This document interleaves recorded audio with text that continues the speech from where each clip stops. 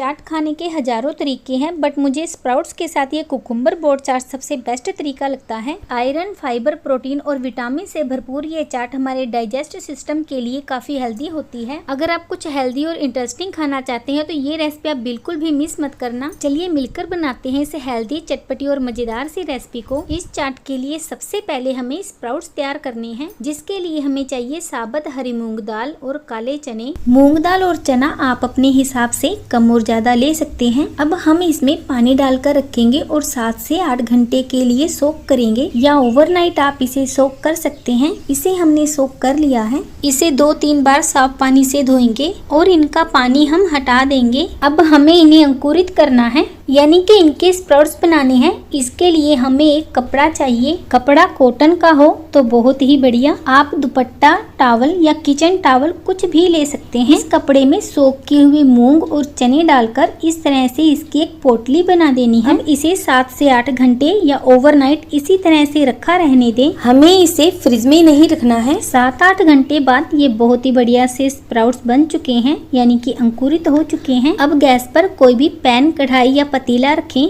उसमें 1 कप पानी डालना है, साथ ही 1 चम्मच नमक भी डाल देंगे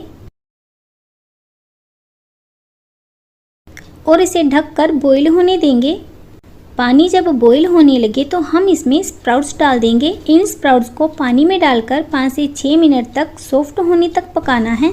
अगर आप सोच रहे हैं कि हम इसे कुकर में सीटियां लगवा लेंगे तो ऐसी गलती बिल्कुल मत करना। कुकर में सीटियां लगवाने से हमारे स्प्राउट्स खराब हो जाएंगे। बहुत ज़्यादा हमें गलाना नहीं है इसे, बस हल्का सा सॉफ्ट हो जाए तब तक ही इसे पकाना है। हमें इसे इतना ही पकाना है। अब इसे ढककर रखेंगे ताकि ये गर्म ही रहे और करते हैं नेक्स्ट स्टेप की तैयारी। अब सबसे पहले एक कटोरी में थोड़ी सी इमली और गुड़ को भिगोकर रख देंगे। अब यहाँ पर मैंने 3 खीरे लिए हैं, जिनके छिलके हमने हटा दिए हैं और इनको बीच में से काट लिया है। अब हमें इन खीरे से इनके बीजों को निकाल देना है। देखिए इस तरह से स्पून की हेल्प से आप निकालेंगे तो बहुत ही इजीली ये निकल आएंगे। सभी खीरे के बीजों को हमने निकाल लिया है। इन बीजों को हमें फेंकना नहीं है, इसी रेसिपी में यूज़ करेंगे। अब जितने स्प्राउट्स की चाट बनानी है उतने स्प्राउट्स हमें कढ़ाई में से निकाल लेने हैं। एक्स्ट्रा पानी इस तरह से झाड़ देंगे।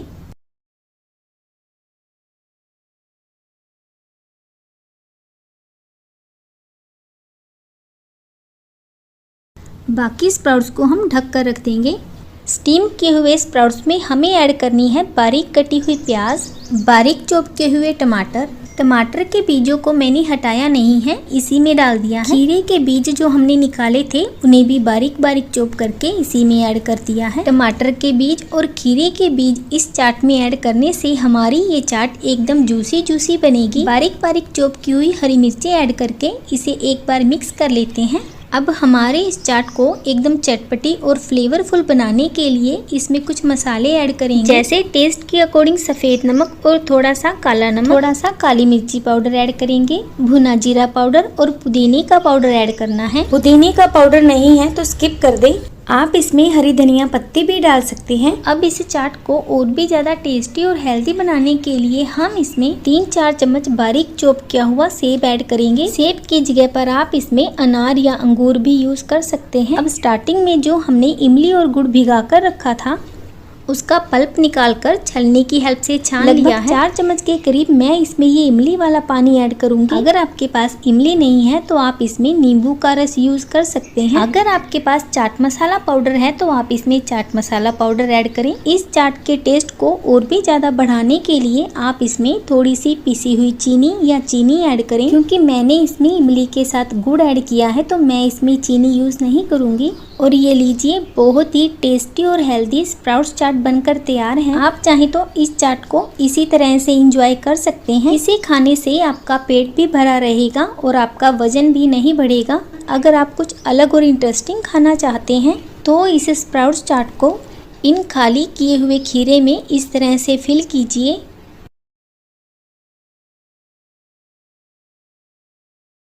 इस तरह से भी आप इस स्प्राउट्स चाट को खा सकते हैं। बच्चों के लिए बना रहे हैं तो आप इसके ऊपर नमकीन सेव भी डालिए।